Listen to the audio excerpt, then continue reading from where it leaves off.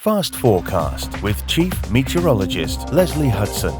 Hey everybody, thanks for stopping in for our Friday Fast Forecast. Make sure you hang around to the end for our Feel Good Friday video. Now this photo that you see right here will likely go down as one of the most memorable and heartbreaking photos of the 2019 hurricane season. This was a family of four and their dogs after they were rescued from their Beaumont, Texas home yesterday morning. Now almost a staggering 4 feet of rain flooded in and around parts of Beaumont, Texas. This next clip is the video aboard that airboat as they were being taken out of their neighborhood.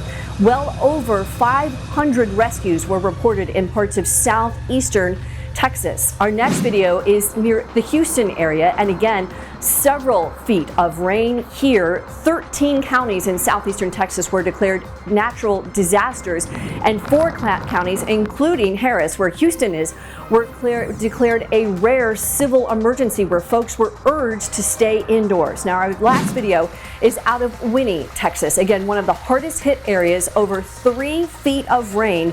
Some of the rain was falling at over 5 inches an hour, and officially, Imelda goes down in the record books as the 5th wettest tropical cyclone on record in the continental United States. Absolutely unbelievable what happened in the last 36 hours. Now, this is the satellite and radar perspective, and you can see this slow, sluggish crawl of our system, which again, just hour upon hour upon hour, trained rain and flooding conditions across parts of eastern and southeastern Texas. The good news in all of this is the rain started to slow down last night, and the weather picture is looking much better as we head into today, but not after this historic flooding. Now, take a look at some of these numbers. As I mentioned, it was pretty amazing. Now, the most rain so far has come in from northern Taylor's Bayou.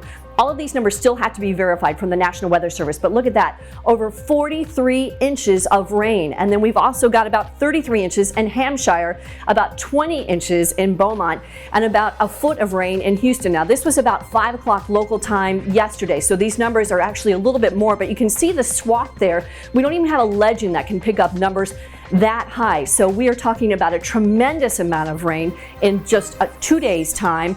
And thankfully, Imelda is getting out of here, but not before leaving behind that catastrophic flooding. Now, the rain totals for today, anywhere from 1 to 2 inches for the most part. Some folks could see up to 3 inches as the leftovers continue to pull north. But the hardest hit areas near the Beaumont, Houston area should get a break today. And then by this weekend, things should look much better. But it really was a scary, scary sight, and such heartbreaking pictures and videos coming out of that area of Texas all day yesterday. All right, to look at the lower 48, we still have some storms moving through the northern high plains. This is going to be the area to watch for severe weather as we head into today. And we're also keeping an eye on some of these stronger storms that could produce some short-lived tornadoes. And we put our computer model in motion. You can see some of those stronger storms firing on the western half of the country, just to the east of the Wasatch. And then as we get into the afternoon and into Saturday, some of these storms could be pretty intense, and maybe even some straight line wind damage also going to be a problem. Now, the Storm Prediction Center puts this at a slight risk, so we've got about 1.5 million people under the gun here as we head through today,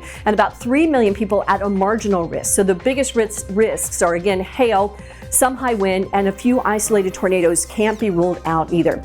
The rest of the country, relatively quiet. Let's start up in the Northeast. We're in the 70s and 80s here as we head into the weekend. 82 New York City, 86 Philly, 88 in Washington, D.C., 87 Atlanta. We've got 88 in Orlando. Across the central U.S., 81 for Chicago, 83 St. Louis. Still going to be in the 90s across parts of Texas. Of course, rain in the forecast for many parts of eastern and central Texas, and even Louisiana as well. 97 for Phoenix, 78 San Diego, and we've got temperatures in the 80s across the Pacific coastline of California, up in the Pacific Northwest, 70 degrees for Seattle. All right, let's shift gears and talk about the tropics. Of course, Hurricane Jerry still spinning in the deep waters of the Atlantic, expected to stay north of the Leeward Islands, but we're also watching this broad area of low pressure here just south of the island of Hispaniola. Now, it doesn't have a big opportunity to develop right now, but the National Hurricane Center is going to be watching this, and this is forecast to move into the Gulf of Mexico, which would be the last place that Texas would need to happen. That would be an issue probably the first part of next week. We'll keep you updated on that. Meanwhile, here's the path of Jerry, again, moving towards the west-northwest and then eventually towards the north. Should not be a factor for the United States. Going to be possibly another issue for Bermuda. They just got done with Umberto, so we have to see how that all plays out in these coming days as well. A look at the lower 48. Well, we've got a couple of systems, as I mentioned, across the western U.S., some of these storms, and even some snow in the upper elevations. Some of these stronger storms could be firing across the northern plains, Great Lakes. Stall front across South Florida and the Florida Straits might create a few scattered showers in that region of the Sunshine State. Well, as I mentioned, it is Feel Good Friday. We've got one video for you today, a lot of weather, but we wanted to at least end on something happy. Did you hear about this guy?